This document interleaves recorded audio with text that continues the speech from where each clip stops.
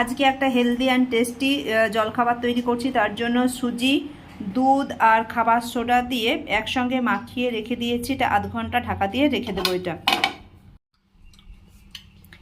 একটা মিক্সিতে পাকা লঙ্কা, টমেটো আর বাদাম একসঙ্গে পেস্ট করে নেব।